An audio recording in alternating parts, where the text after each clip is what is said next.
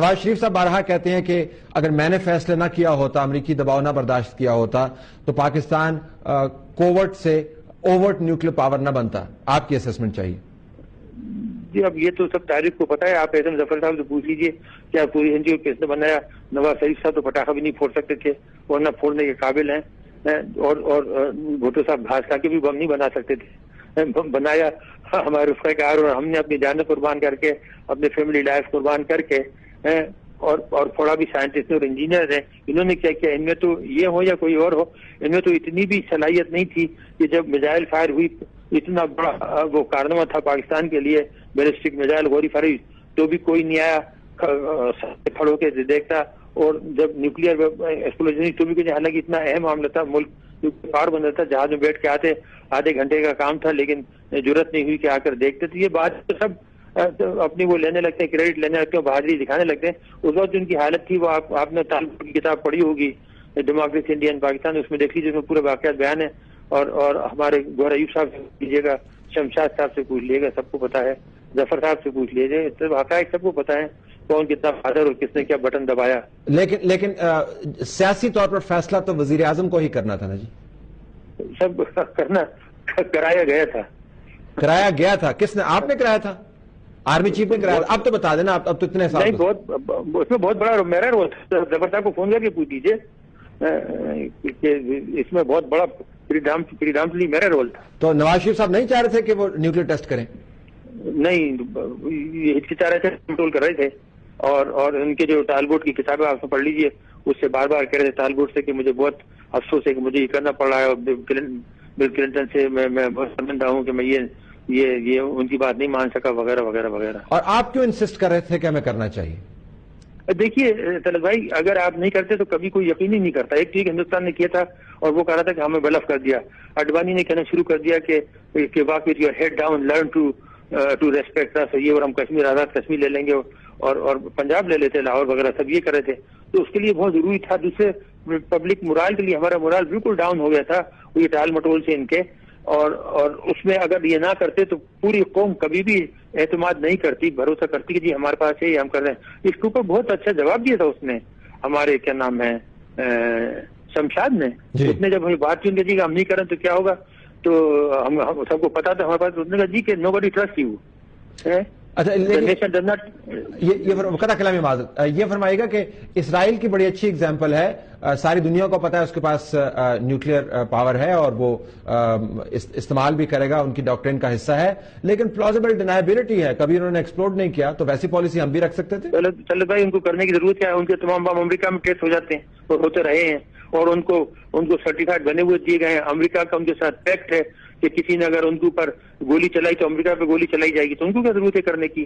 Holland کو کرنے کی ضرورت نہیں ہے، جرمنی کو کرنے کی ضرورت نہیں ہے، فرانس کو تھی اس نے کر لیا، انگلینڈ نے کر لیا. تو آپ بتائیے، وہ جن کو یا تو کور ہے یا جن کے پاس صلاحیت ہے ان کو کرنے. اسرائیل کو کس کو شک ہے کہ نہیں ہے؟ آپ یہ بتائیے، دنیا میں کوئی شخص ہے جس کو یہ شک ہو کہ اسرائیل کے پاس نہیں ہے؟ ان کے بیانات تھے، ان کے وزیر اعظم کو، ان کے پریزیڈنٹ کے. لیکن ڈیوائس کبھی ٹیسٹ نہیں کی انہوں نے. تو یہ تو آپ کہہ رہے ہیں نا اسرائیل میں نہیں کی. ٹھیک، ایک ڈیوائس ساؤتھ افریقہ میں سمندر میں اسرائیل کے ساؤتھ افریقہ کے ساتھ ٹیسٹ ہوئی تھی، اور وہ جو ویلیلا کیا نام تھا وہ سیٹلائٹ نے ریکارڈ کیا تھا، اور دوسرے امریکہ میں ہوتی رہی ہیں. اور دیکھیے ان کو تو پروون ٹیسٹڈ ڈیوائسز دی گئی ہیں، تو ان کو کیا ضرورت ہے کرنے کی. اچھا، ذرا اس دن کی طرف واپس آئیے گا. آپ کے علاوہ کس کا بڑا رول تھا اس پاکستان کو اوورٹ نیوکلیر پاور بنانے میں؟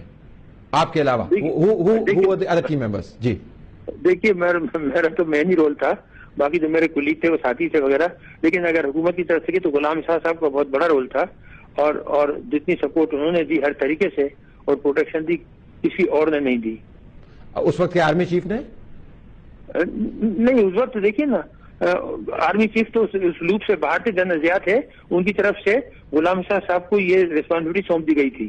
میں سمجھانے پر معذرت چاہتا ہوں، اس 28 مئی کو آپ کے علاوہ کس کا کنٹریبیوشن تھا ٹو انسسٹ کہ we must go nuclear right now? 28 مئی کی بات کر رہا ہوں. 28 مئی یہ تو تھا گوہر ایوب خان کا، ٹھیک، شمشاد، ٹھیک، اور انور ظاہر صاحب اور میں، ہم چار تھے. آرمی کا اس میں کوئی رول نہیں تھا؟ نہیں، یہ تو نیوٹرل سے تھے، جو آپ فیصلہ کریں گے ہم کریں گے. آرمی چیف اس وقت کے نیوٹرل پہ تھے؟ یہ نیول آرمی سب نیوٹرل تھے. سب نیوٹرل تھے. کسی نے بائی فورس نہیں کہا کہ نہیں کرو ہندوستان کا جواب دو. یہ تو ریکارڈ پر موجود ہے. ڈی سی سی کی میٹنگ میں دونوں میٹنگوں میں موجود تھا. یہ ریکارڈ پر موجود ہے. شمشاد موجود تھا. آپ شمشاد سے پوچھ لیجیے گا. آرمی چیف کون تھے ڈاکٹر صاحب اس وقت؟ کرامت. پرائم منسٹر تذبذب کا شکار جنرل جہانگیر کرامت نیوٹرل پہ اور 4-5 لوگ. اب جب آپ دیکھتے ہیں پاکستان کی اس وقت نیوکلیر پروگرام کی صلاحیت کو، آپ کو خدشہ محسوس ہوتا ہے کہ آنے والے دنوں میں شاید ہم اس کے اندر وہ تنوع نہ لا پائیں جو ضروری ہے کسی پروگرام کو وائبرنٹ رکھنے کے لیے؟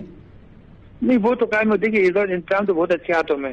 جنرل فضائی جو ہے وہ اچھے کافی کمپیٹنٹ آفیسر ہیں اور شروع سے انوالو رہے ہیں اور ان کا سسٹم بھی اچھا کیا ہوا ہے اور جو کام ہو رہا ہے وہ ٹھیک. میں تو کبھی پوچھنے کی کوشش نہیں کرتا. جس دن جب میں نے چھوڑا میں نہیں پوچھتا اور نہ کبھی مجھے پوچھنے کی خواہش ہے کہ کیا ہو رہا. نہیں، کیونکہ جس حالت میں چھوڑ کے آیا تھا وہ مور دین انف اور مور دین ایڈوانس. وہ اس حالت میں تھا اگر اس کو اس جگہ بھی فریز کر دیتے تو پھر بھی ہمارے پاس اتنی قوت تھی کہ ہم انڈیا کے بڑے سے بڑے شہروں کو ہم کئی مرتبہ اڑا دیتے. تو میزائلیں بھی اتنی تھی. تو وہ پروگرام تو ٹھیک چل رہا ہوگا اور پرفیکشن ہو رہی ہوگی اور بہتری ہو رہی ہوگی. تو میزائلیں بھی ٹھیک ہیں، بہت بنی تھی. میں 10 سال تک چیف کوآرڈینیٹر تھا میزائل پروگرام کا. بیلسٹک میزائل پروگرام کا کسی کو پتہ ہی نہیں. چپ چاپ 90 سے تو 2000 تک. تو یہ جو خانپور میں فیکٹری بنی ہے میں نہیں لگائی تھی جہاں میزائلیں بنتی ہیں اور کوٹے سے جو غوری بنتی ہیں یہ سب. تو یہ تو پروگرام کے بارے میں تو مجھے کسی قسم کا خدشہ یا شک نہیں ہے کہ جی وہ سلو ہو گیا ہوگا یا گڑبڑ ہوگی. ہماری جب میں ریٹائر ہوا اس وقت ہماری کیپیسٹی بہت اچھی تھی. ڈیٹرنس کیپیسٹی بہت اچھی تھی، ٹاپ کلاس. تو اب تو اور بہتر ہوگی. کیا اس وقت پاکستان بہت سیکیور ملک ہے دفاعی طور پر ڈاکٹر صاحب؟